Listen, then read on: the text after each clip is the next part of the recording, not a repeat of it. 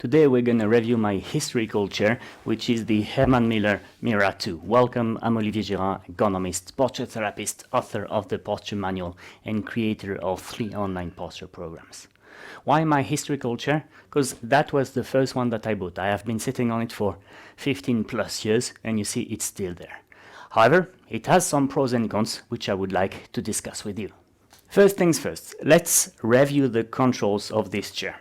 On the right hand side, you have the height adjustment mechanism. This wheel here is the tension of the tilt mechanism. The tilt mechanism itself can be adjusted here with these 2 buttons. The one here is for adjusting how far back it goes, and this one is for adjusting the seat pan angle. We're going to discuss this in a second. If you look at the armrests, they can be adjusted in height, in orientation, and what many people haven't seen is that they can be slid laterally as well. We have an adjustable lumbar support. You can make it stronger here or less strong, and of course you can also adjust it in height. Last adjustment possibility, here you have a handle that allows you to make the seat pan shorter or longer. So let's adjust the chair. To adjust it, my suggestion is that you first lock the tilt mechanism, i.e. you push the upper button completely forward. It's also better to push the lower button downwards, otherwise you see your chair is kind of reclined back. When I sit actively, say, I would prefer that it stays forward. Then we adjust the height. You recognize that the chair is too high if you have your feet off the ground. So you start from a chair which is all the way up and you bring it down until you feel firm pressure under your heels. To be able to have enough space here, I need to bring the seat pan to the minimum. The lumbar support, unlike its name says, is here to support my belt, and therefore I should adjust both the pressure and the position, vertical position of this plastic bar, so that I get the support here behind the 2 bony protrusions of my back. In terms of armrests, well, I want the armrest to be here or just under here when I'm relaxed. So you see, as far as I'm concerned, I'll have to bring them to the minimum, and I can raise them a little. There's nothing to let you see if you're at the same height on each armrest, but you can either feel or go against the table, left, right, and if it looks the same, you're all good. Now let's review the chair itself and its controls. We will start with the dimensions and then with the controls. Now, as you have seen here, the chair is wider than I am, even when it's as small as it can go. And this is an American chair. I'm a European guy, so no surprise there. American chairs tend to be wider, but the effect is that I will need to spread my elbows. So this is, in terms of width, not a chair that is especially suited for small ladies, for example. And this is also something that you can recognize here. I am 50% of the population.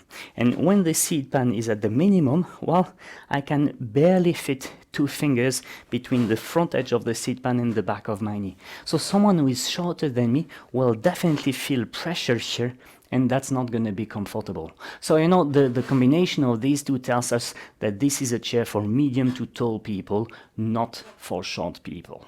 The second thing with this chair is that this control here is not easy to use for many people. I mean, the tilt adjustment, this is easy. Most people will be able to understand that, it defines how far you can go, and it's also fairly easy to adjust the resistance. And honestly, I like the way it tilts. It's a really comfortable mechanics.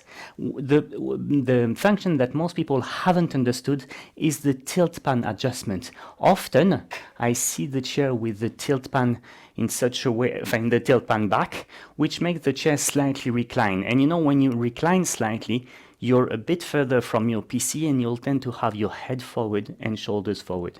So that's why my advice is to bring this one down so that the chair can bring you all the way to your computer. And then, if it's well adjusted, you see that it's stable, so you don't necessarily need to block it completely. On some other chairs can be useful. On this one, it behaves perfectly well if you sit well. If you don't sit well and you tend to have your shoulder blades on the backrest, it's true that the chair will tend to go there. And, the best solution would be that you re-educate your sitting habits in such a way that you learn you shouldn't put pressure between your shoulder blades. But in the meantime, to minimize the problem, say, well, at least we'll ask the chair to not worsen the consequences of your bad habits. For me, the biggest weakness of this chair, or contradiction of this chair at least, is that, this lumbar support system is super cool. I love it. It's really great. But what I don't like is the plastic backrest. It creates a lot of pressure points here behind my belt, really on the sacrum area, and I am not comfortable anymore, at least, on this plastic backrest. And it's a shame because this fabric, which you also find on the iron, is super comfortable, but this version of the plastic backrest isn't comfortable, and I think this is a big weakness for a chair like this. Last point regarding the pros and cons of the chair. It has a very light structure and a see-through structure, you could say. Thing is, dust accumulates in there, and especially in there, and it's not super easy to clean. So if you're a maniac, or if you are, say, in a luxury industry and you have visitors and you want them to see everything nice and clean, well, I'm not sure that this is the easiest chair in terms of maintenance. So all in all, we're talking about a great chair, no question there. I mean, I would not have been setting my butt on a bad chair for 15 years with my job. So clearly we're talking about a good chair. The discussion is only, when you want to spend that much money, where does your priority lie? And, well, I think there are two things. First, this is an individual chair, not really a collective chair. If you give it to everybody in an office, there will be short people, and these short people will not sit comfortably. Point number one. Point number two, well, in view of the discomfort in the lower back area, my advice, if you want to buy a Herman Miller chair, is that you compare it with the iron and that you see the comfort that you feel in both. Today, I would not buy anymore a chair that creates such pressure points in my back. I have become quite sensitive to that.